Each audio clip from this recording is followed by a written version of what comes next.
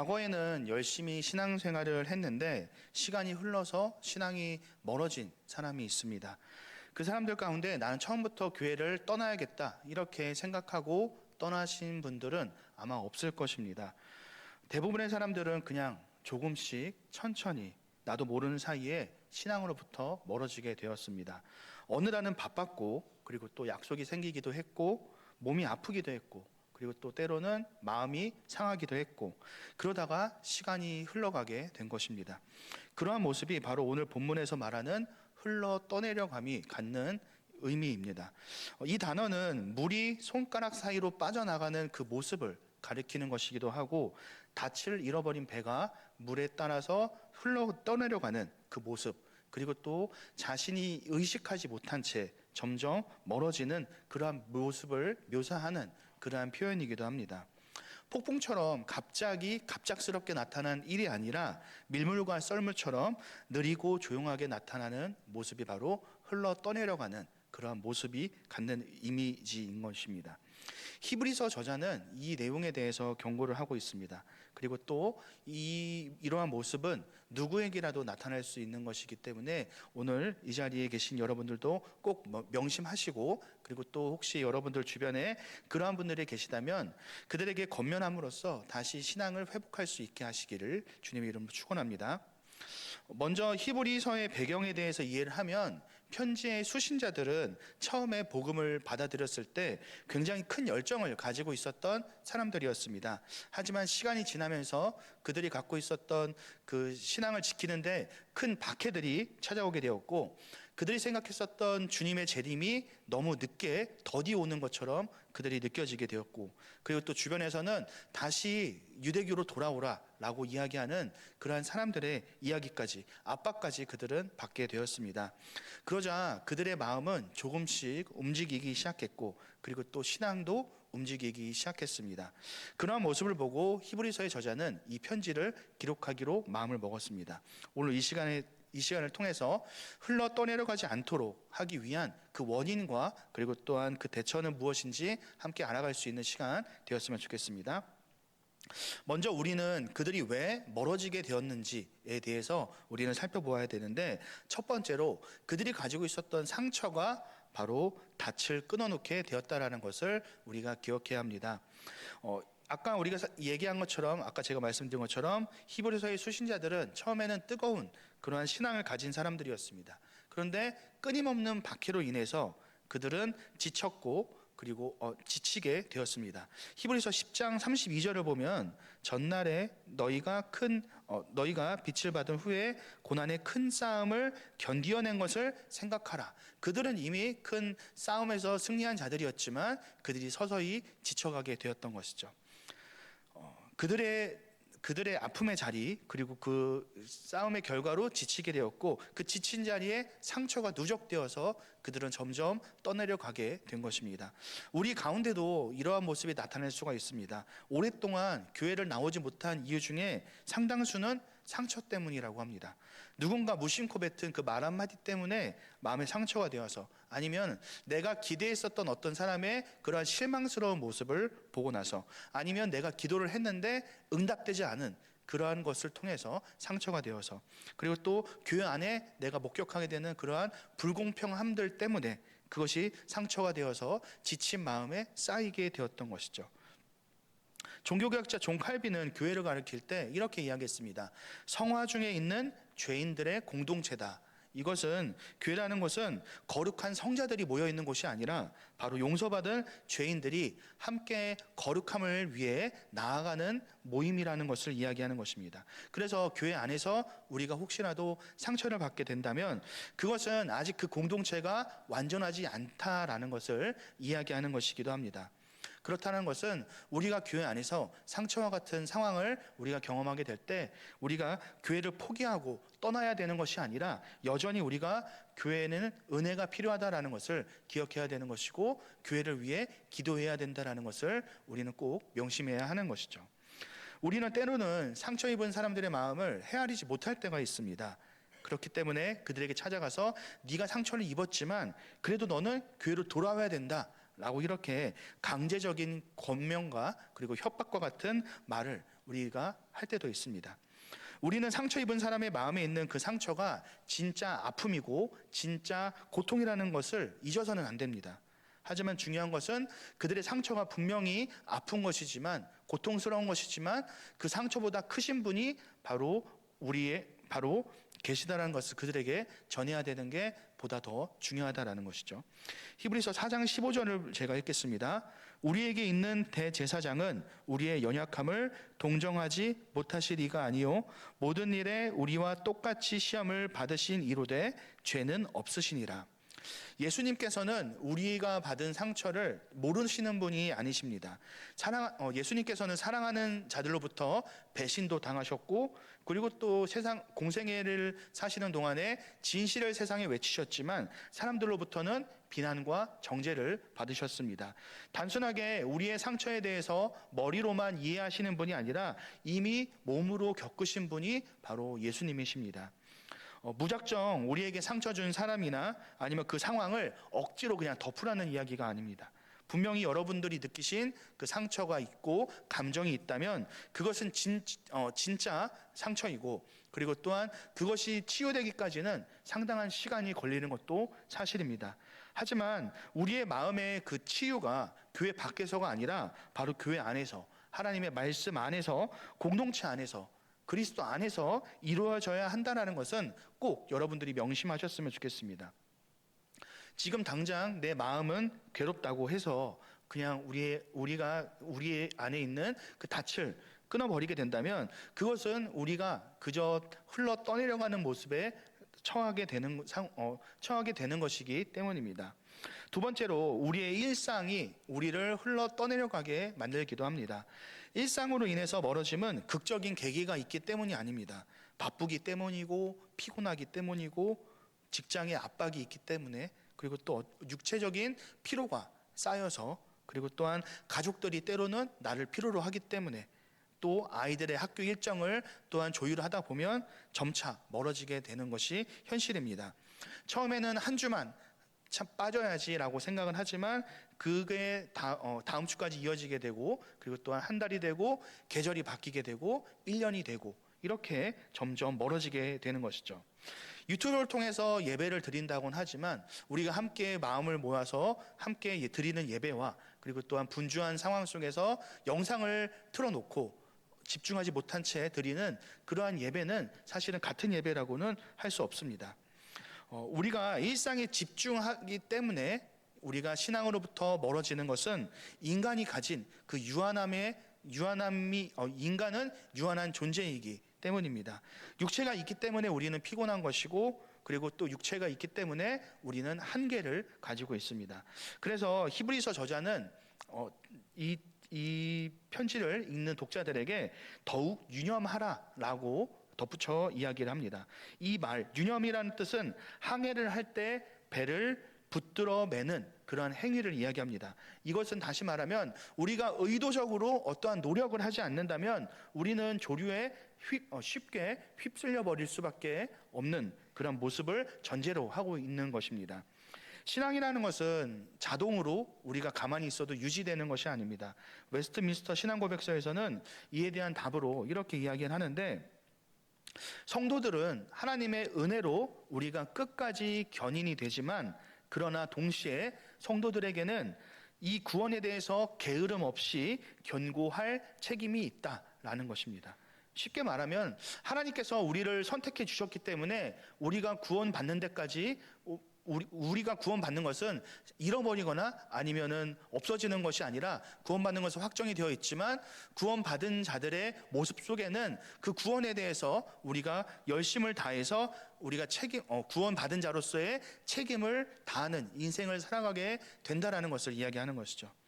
우리는 때로는 하나님의 역사가 따로 있고 인간의 행함이 따로 있고, 이렇게 이분법적으로 우리가 생각을 할 때가 있지만 이 두 가지는 모순적이지가 않고 바로 함께 작동한다라는 것을 우리가 기억해야 합니다. 이와 관련해서 히브리서 3장에서는 이스라엘 백성들을 예시로 들고 있는데, 그들은 홍해를 건넜고 그리고 또한 만나를 먹었으며 하나님의 음성도 듣는 그러한 광야의 시간을 경험했습니다.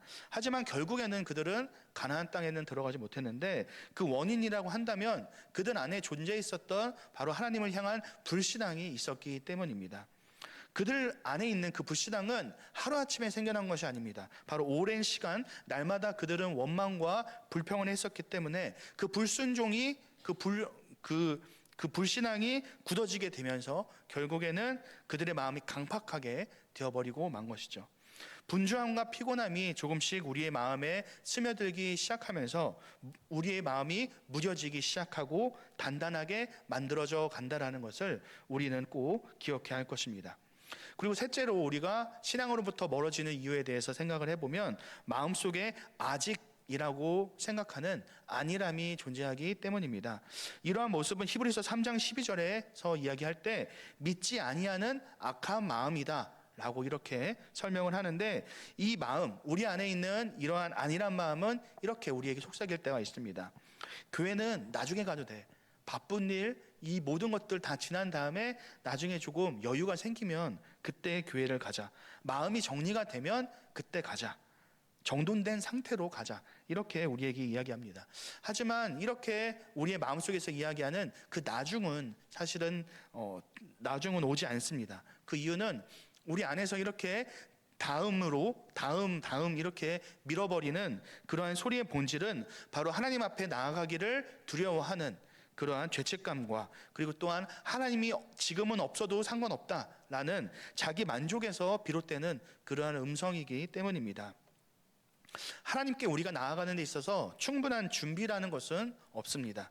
오직 그리스도의 의만이 우리를 하나님 앞에 서게 하기 때문입니다. 로마서 1장 17절을 제가 읽겠습니다. 복음에는 하나님의 의가 나타나서 믿음으로 믿음에 이르게 하나니 기록된 바 오직 의인은 믿음으로 말미암아 살리라 함과 같으니라. 우리가 준비가 된 이후에 하나님께 나아가는 것이 아니라 하나님께 나아가면서 우리는 준비가 되는 것입니다. 좀 더 정확하게 얘기하면 우리가 하나님께 나아가려고 하는 그 모습 자체가 이미 하나님께서 우리에게 은혜를 주셨기 때문에 이미 우리의 마음속에는 하나님의 은혜를 사모하는 준비가 이미 완성된 것이기 때문입니다. 우리는 우리 주변에 실족한 사람들에게 다가가기 이전에 히브리서에서 이야기하는 그 복음의 원리에 대해서 우선적으로 먼저 이해를 해야 합니다. 사실 다른 사람에게 우리가 권면하는 것은 그 사람을 설득하고 그 사람의 마음을 달래주는 것이 아니라 바로 그들에게 복음을 전해주는, 복음을 선포하는 모습이기 때문입니다. 오늘 본문을 보면은 그러므로라는 단어로 이렇게 시작되는 것을 우리가 볼 수 있게 되는데, 이것은 앞선 1장의 내용을 근거로 해서 2장의 내용이 선포가 된다라는 것을 이야기합니다. 그래서 히브리서 1장의 내용을 잠시 살펴보면 1장 2절 3절입니다. 이 모든 날의 마지막에는 아들을 통하여 우리에게 말씀하셨으니 이 아들을 만유의 상속자로 세우시고 또 그로 말미암아 모든 세계를 지으셨느니라. 이는 하나님의 영광의 광채시요 그 본체의 형상이시라. 그의 능력의 말씀으로 만물을 붙드시며 죄를 정결하게 하는 일을 하시고 높은 곳에 계신 지극히 크신 이의 우편에 앉으셨느니라. 예수 그리스도께서 하나님의 아들이시고 창조주이시고 만물을 붙드시는 분이시고 죄를 정결하게 하시는 분이고, 그리고 하나님의 우편에 계시다라는 것을 설명을 합니다. 그리고 나서 그렇기 때문에 우리가 흘러 떠내려가지 않기 위해서 붙잡아야 되는 것은 우리의 마음속에 있는 그러한 도덕적인 결단이나 아니면 우리 마음에 있는 종교적인 의무감이 아니라 바로 예수 그리스도가 누구이신지를 아는 것, 그것이 바로 우리를 지탱해주는 닻이 된다라는 것을 이야기하는 것이죠. 히브리서의 4장을 보면은 또 그리스도에 대해서 크고 완전한 대제사장으로 설명을 하고 있는데, 제가 14절부터 16절을 읽겠습니다. 그러므로 우리에게 큰 대제사장이 계시니 승천하시니 곧 하나님의 아들 예수시라. 우리가 믿는 도리를 굳게 잡을지어다. 우리에게 있는 대제사장은 우리의 연약함을 동정하시 못하실 이가 아니요 모든 일에 우리와 똑같이 시험을 받으신 이로되 죄는 없으시니라. 그러므로 우리는 국률하심을 받고 때를 따라 돕는 은혜를 얻기 위하여 은혜의 보좌 앞에 담대히 나아갈 것이니라. 아멘. 이 내용은 특히나 우리에게 실족한 이웃들에게 권면을 할 때 우리가 전해야 되는 내용에 대해서 이제 이야기하는 것입니다. 첫째로 이 내용을 살펴보면은 예수님께서 우리의 연약함을 동정하지 못하실 분이 아니다라는 사실입니다. 15절을 보면은 이제 동정하다라는 단어가 나오는데 이 단어는 함께 고통을 받다라는 것을 이야기를 합니다. 예수님께서는 우리의 상처와 우리의 피곤함 그리고 또 우리의 연약함 등을 머리로만 아시는 분이 아니라 바로 몸으로 이미 경험을 하신 분입니다. 신앙의 자리를 오래 비우신 분들께서 가지고 계신 그 마음속에 있는 죄책감, 수치심, 어색함, 그 모든 무게를 예수님은 알고 계십니다. 예수님께서 십자가를 지실 때 받으셨던 그 수치와 그 고난, 그 모든 조롱, 모욕 등은 바로 우리의 것이기 때문입니다. 그 수치를 없애주시기 위해서 예수님께서 고난을 받으셨고 죽으셨습니다. 그렇기 때문에 우리는 우리 마음속에서 우리 스스로를 정죄하는 그러한 소리로부터, 수치와 모욕으로부터 우리는 그 소리에 귀 기울일 필요가 없고 더욱 힘을 내어서 이미 예수 그리스도께서 우리의 모든 것들을 짊어지시고 십자가를 지셨기 때문에 우리는 다시 힘을 내어서 우리의 자리로 돌아가야 하는 것이죠.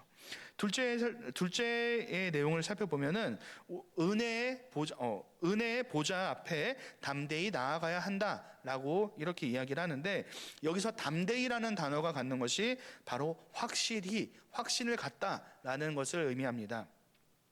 앞서 살펴본 것처럼 우리를 향하신 그리스도의 그 십자가 공로가 너무나도 명확하기 때문에, 너무나도 분명하기 때문에 우리는 그것을 의지하여서 담대히 하나님께 나아갈 수 있게 되는 것입니다. 우리가 하나님을 떠난 시간이 오래되었을지라도 우리가 여전히 하나님 앞에 나아갈 수 있는 근거라고 한다면 우리의 준비 상태가 아니라 바로 우리의 대제사장이 되시는 그리스도의 의가 우리 안에 존재하기 때문입니다. 히브리서 7장 25절을 제가 읽겠습니다.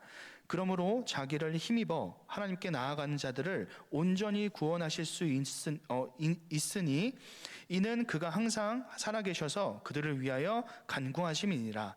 누군가 오랫동안 기도하지도 않았고 예배를 드리지도 않았습니다. 우리가 생각할 때 그 사람은 방황하는 시간을 이렇게 살았다라고, 무의미한 시간을 보냈다라고 생각을 하겠지만, 그때도 여전히 그리스도께서는 그 방황하는 자들을 위해서 끊임없이 간구하고 계셨습니다. 이것이 바로 우리가 믿고 있는 복음의 원리이기도 합니다. 설령 교회 안에서도 어떠한 사람이 오랫동안 보이지 않았지만 사람들에게서 잊혀질 수가 있습니다. 하지만 주님은 그 사람을 단 한순간도 잊지 않으셨습니다. 그리고 기도하시고 그들이 돌아오기를 기다리고 계십니다.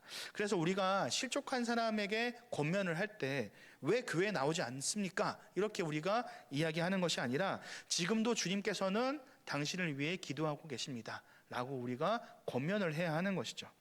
히브리서에서는 우리가 실족한 이웃에게 어떻게 다가가야 되는지에 대해서도 직접적인 명령을 통해서 가르쳐주고 있습니다. 히브리서 3장 13절입니다. 오직 오늘이라 일컫는 동안에 매일 피차 권면하여 너희 중에 누구든지 죄의 유혹으로 완고하게 되지 않도록 하라. 여기서 우리가 주목해야 되는 세 가지 단어가 있습니다. 첫 번째는 바로 오늘이라는 단어입니다. 우리의 이웃들이 흘러 떠내려가는 것을 우리가 보게 될 때, 발견하게 되었다면 내일이 아니라 바로 오늘 우리가 그들에게 다가가야 하는 것이고 그들의 곁에 서야 하는 것입니다. 두 번째는 바로 매일이라는 단어인데, 권면이라는 것은 우리가 가끔 가다가 그 사람에게 하는 것이 아니라 바로 매일 우리는 그 사람에게 권면을 해야 되는 것이죠. 권면을 하기 위해서는 그 사람과의 관계가 매우 중요한데, 만약에 우리 마음속에 내가 생각나는 그 사람이 있다라고 한다면 우리는 그 사람을 지속적으로 매일같이 살피면서 그 사람의 곁에 머물러 있어야 하는 것입니다.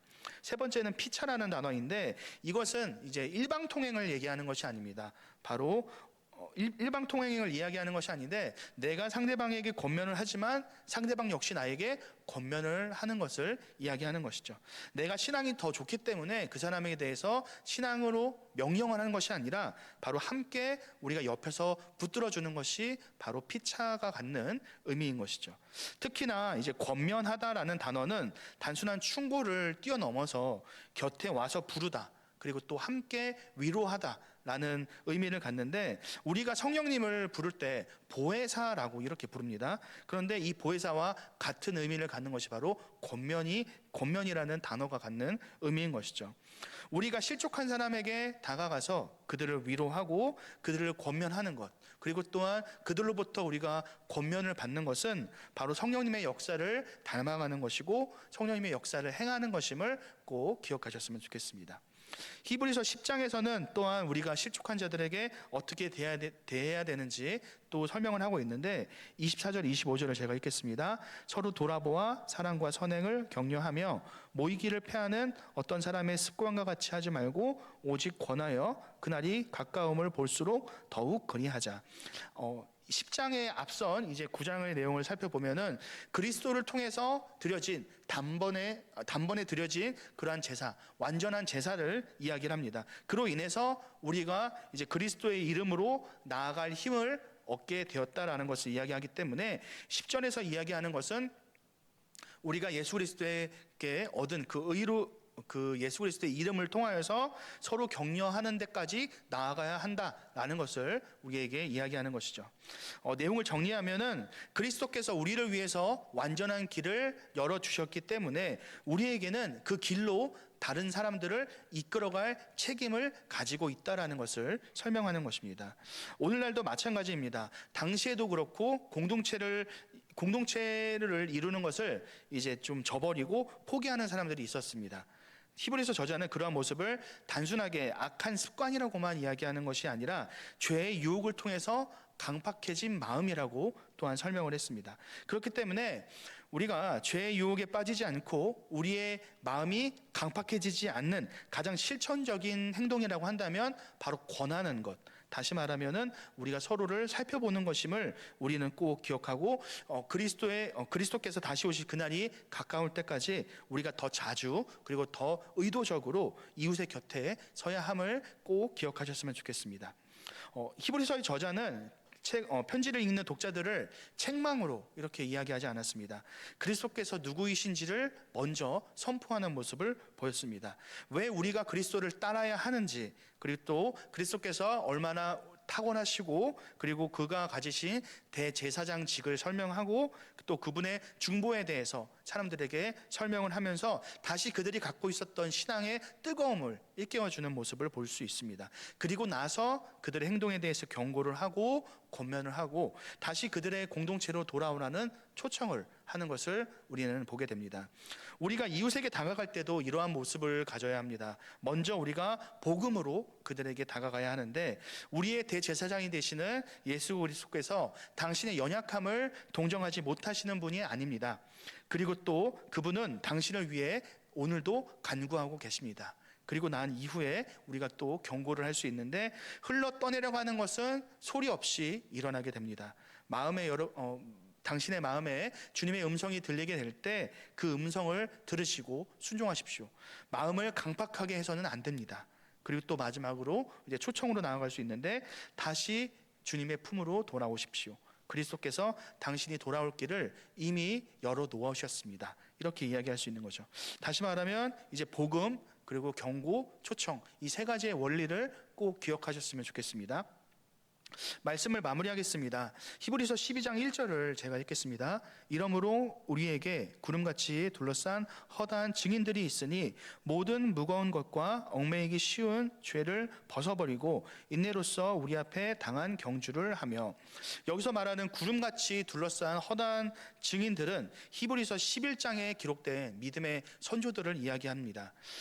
믿음의 선조들의 삶을 보면 흘러 떠내려가는 그 유혹 앞에서도 그들은 믿음을 지키면서 하늘나라를 바라본 사람들이었습니다. 그리고 그들 모두가 동일하게 일관되게 우리에게 증언하는 내용이 바로 이것입니다. 우리 역시 당신과 같이 그러한 길을 걸었습니다. 하지만 그러한 길을 걸었습니다. 우리에게 그리스도께서 닻이 되어 주셨고, 그리고 또 그 닻은 결국 끊어지지 않습니다 라는 것을 우리에게 성경을 통해서 이야기하고 있는 것이죠.